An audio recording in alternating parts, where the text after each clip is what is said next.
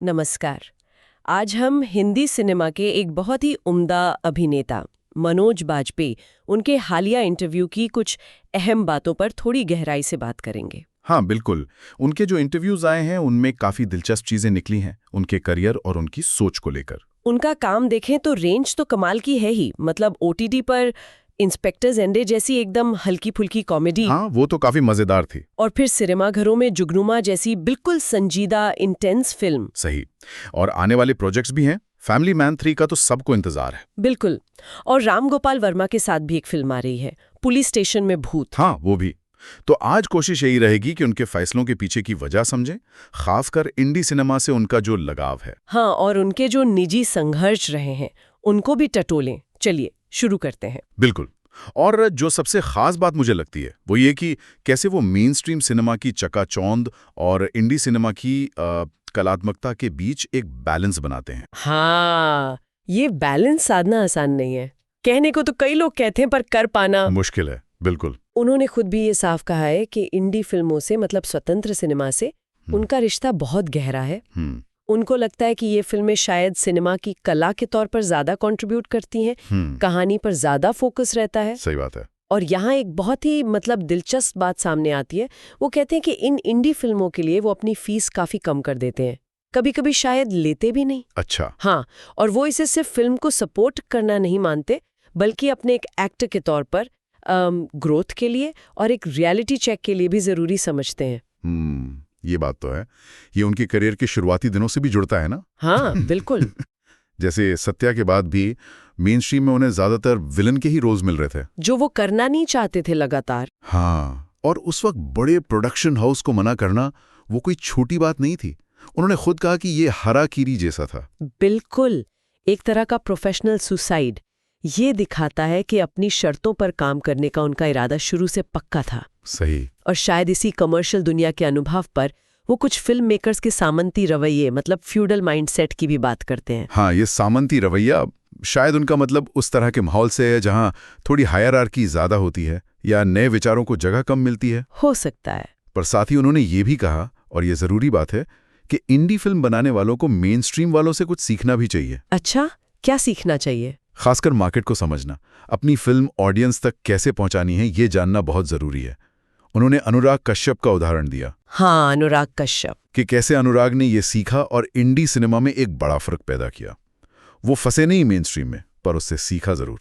ये अच्छा पॉइंट है। अब उनकी हालिया फिल्म जुगनुमा की बात करें। हाँ। ये 16 mm फिल्म पे शूट हुई है। हाँ, 16 mm, वो पुराना ग्रेनी सा लुक। बिल्कुल, जो आजकल एक खास एस्थेटिक चॉइस होती है, वो एक अलग ही नॉस्टैल्जिक फील देती है। सही।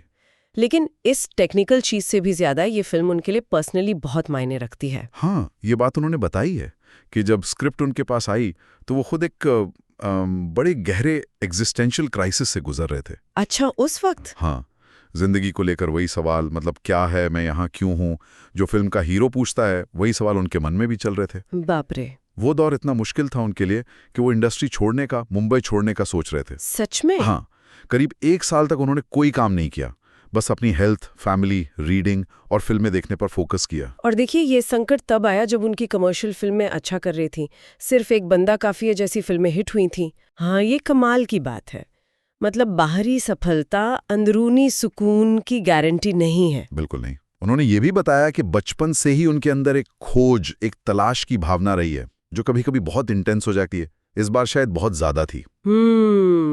और इसी निजी उथल-पुथल के बीच इंडस्ट्री भी तो बदल रही थी, कोविड के बाद के ट्रेंड्स। हाँ, वो बदलते ट्रेंड्स। उन्होंने भी इस पर बात की, कैसे पहले वो बड़े-बड़े एक्शन यूनिवर्स का दौर आया। हाँ, वो यूनिवर्स वाली बात।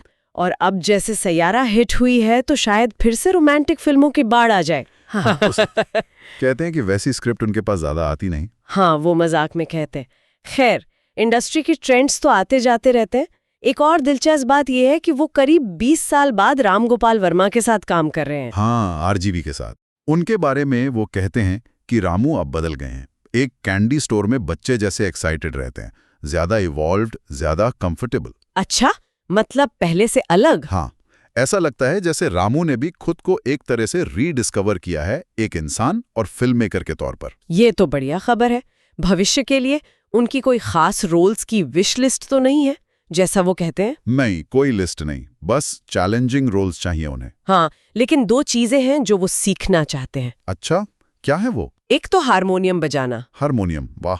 और दूसरा? और दूसरा भाषाएं सीखना, खासकर फ्रेंच और मलयालम। मलयालम क्यों? ताकि वो बिना सबटाइटल के मलयालम सिनेमा देख सके। वो इसकी बहुत तारीफ करते हैं। अरे वाह, ये तो कमाल का डेडिकेशन है सिनेमा के लिए। है ना? तो मनोज बाजपेयी के इस इंटरव्यू के अंशों से हमने उनके सफर के कई पहलू देखे। आर्ट के लिए उनका कमिटमेंट, इंडी सिनेमा का महत्व। हाँ, और उनका वो निजी संघर्ष और लगातार सीखते रहने की जो इच्छा है। बिल्कुल। जो खास बातें निकल कर आती हैं वो यही हैं कि कैसे उन्होंने कमर्शियल सक्सेस और आर्टिस्टिक सेटिस्फैक्शन के बीच अपना रास्ता बनाया है। सही। और कैसे वो फीस कम करने वाली बात सिर्फ इंडी सिनेमा को सपोर्ट करना नहीं, बल्कि उनके उस वजूद के संकट और सीखने की इच्छा से जुड़ी है। मतलब ये सब इंटरकनेक्टेड हैं। हाँ, जहाँ कला की खोज शायद पैसे से ज्यादा जरूरी हो जाती है उनके लिए। बिल्कुल। और कैसे उनके निजी अनुभव उनके काम को और गहरा बनाते हैं और उन्हें हमेशा खुद को चैलेंज करने के लिए इंस्पायर करते हैं। और जाते जाते एक सवाल श्रोताओं के लिए छोड़ जाते हैं सोचने को। क्या एक एक्टर का दूसरी भाषाएं जैसे मलयालम सीखने का ये जो इरादा है, ये भविष्य में उनके किरदारों के चुनाव या शायद उनकी एक्टिंग स्टाइल को भी किसी नए ढंग से प्रभावित कर सकता है? इस पर सोचिएगा जरूर।